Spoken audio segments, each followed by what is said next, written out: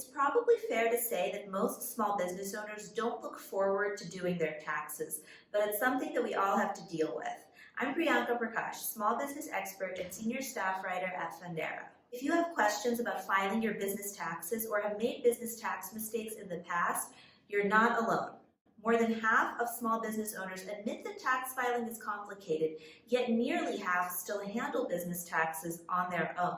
To help you out, we asked small business owners around the country for their burning business tax questions. We'll cover the answers today so you can avoid costly, time-consuming business tax mistakes and feel more confident about tax preparation. Question 1 is from Dane Kolbaba, owner of Watchdog Pest Control. Dane asked, what tax form should a small business owner use, and when is my tax return due? This is a great question to start with. A common business tax mistake is using the wrong form or missing a tax deadline. You'll need to fill out different tax forms depending on how your business is structured. Plus, each tax form has a different filing deadline. In general, you'll use the following forms and tax schedule. A sole proprietor has to file Schedule C by April 15th of each year along with their personal tax return. For a partnership, the business has to file Form 1065 and Schedule K1 by March 15th. Each partner files their personal tax return by April 15th. An S Corp files Form 1120S and Schedule K1 by March 15th, and each shareholder files their personal tax return by April 15th. For a C Corp, the business files Form 1120 by April 15th. And LLCs would follow the rules for the type of business entity that they are taxed as. For example, if your LLC is taxed as an S Corp, you'd use the same forms as an S Corp and follow the same deadlines. Keep in mind that these due dates can change by 6 months if you file for an extension with the IRS. You can file a request for a tax extension using either Form 4868 or Form 7004, depending on the type of business you own. Also, remember that the due date for filing your tax return is not necessarily the due date for paying your taxes. When you're self-employed, no one withholds income tax from your pay. As a result, you have to pay estimated taxes each quarter directly to the IRS. Our next question is a nice follow-up to the first one. Question 2 is from Linda Formicelli, founder of Hero's Journey Content LLC.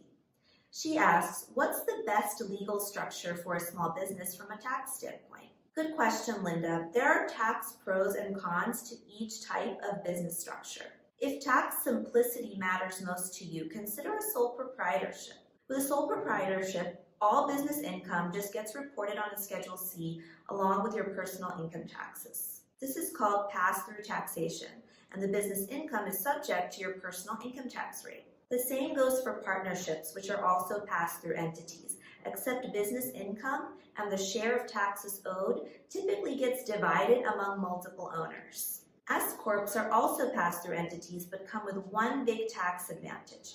A shareholder who actively works for an S Corp is considered an employee of the S Corp, and only their salary is subject to self-employment taxes.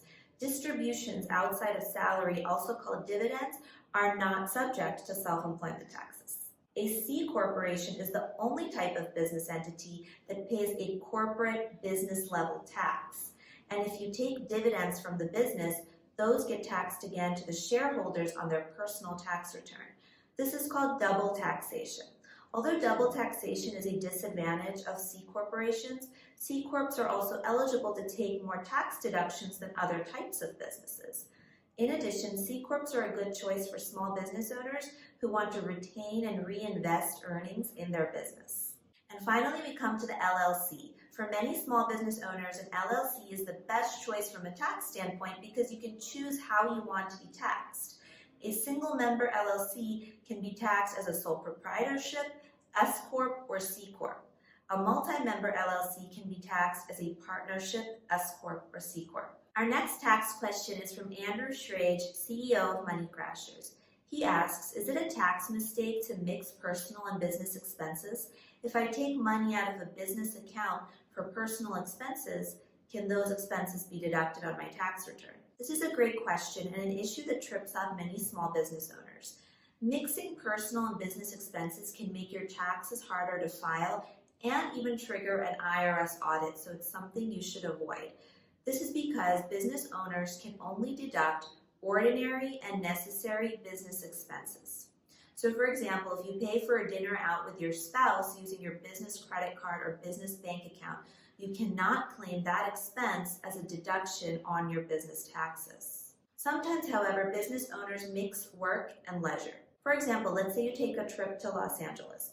Part of the time you spend on sightseeing and the other part you spend on visiting clients. You can only deduct the trip expenses that are associated with your business, and you should save receipts for any business purchases. If you're planning to deduct rental car costs or fuel costs, you'll want to use a mileage tracker app to separate business from personal use. Now, of course, there are times when you'll need to access money from your business to pay for personal expenses. In these situations, you have a few different options. You can put yourself on payroll as an employee if you have a corporation, write a check to yourself as a distribution if you have a corporation, or for other business types, schedule regular draws from your business bank account. Question 4 is another one from Andrew Schrage of Money Crashers. He asks, can anyone solve the mystery behind the home office deduction? What is deductible and what isn't? Will you trigger an IRS audit if you take it? If you use part of your home for business, whether you rent or own your home, you can claim a deduction from the IRS. Your home office must be used exclusively for business purposes to qualify, and it must be your company's principal place of business. If you put a desk in your living room, for example, that might qualify, but you can't use it for personal reasons, such as letting your kids do their homework there. There's an easy way and a more complex way to calculate the home office deduction. The easy way is to claim a standard deduction for home offices up to 300 square feet by multiplying an IRS-provided rate by the square footage of your office. This rate can change from year to year, but if it's $5 per square foot, for example, then you can claim up to $1,500 in home office deduction. The harder way is to calculate and claim home office-related itemized deductions, such as the amount of money you spent on mortgage interest, taxes, repairs, insurance, and utilities as it relates to your home office. For example, if you spent $1,000 on property taxes for your entire home 1 year, and your home office takes up 20% of your home's square footage, you can deduct $200 as a home office deduction. If you use this more difficult calculation method, you'll have to account for depreciation on your home. You'll also want to save receipts and records on all of your home-related expenses. Finally, don't worry about an IRS audit creeping up on you if you take the home office deduction. In reality, a very small fraction of small business owners get audited. Our 5th question is from Marcia Kelly, president of bestforbusinesses.com. She asks, should I choose a calendar year or a different tax year for my seasonal business? How will this affect my taxes? Good question, Marcia. Some businesses don't follow a typical January to December calendar year. For example, if you own a landscaping business, you'll generate the majority of your revenue in the spring and summertime. In general, tax filing rules are the same for seasonal and non-seasonal businesses. However, some unique tax issues might come up for seasonal companies. Even if most of your revenue is produced during the summer, for instance, you might incur expenses during other times of the year. You might have to pay legal fees to a lawyer or a consultant, for example. Those are still deductible business expenses that you can claim when you file your tax return. So be sure to save records of those expenses. And you still have to make estimated tax payments to the IRS each quarter if you expect to owe the government $1,000 or more when you file your annual return. Our last question is from Lucy Harris, owner and CEO of Hello Baby Bump. She asks, is it hard to do my own taxes? Should I just stick with my accountant?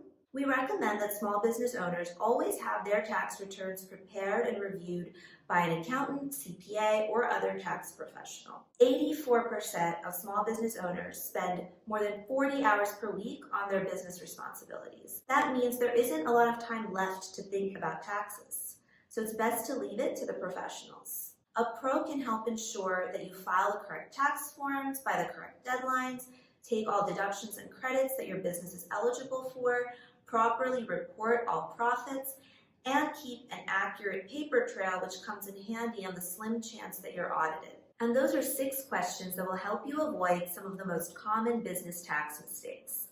We hope this was helpful and makes tax season a little less stressful. For more business tax information and other small business tips, check out fundera.com. You can also go to youtube.com/funderaloans.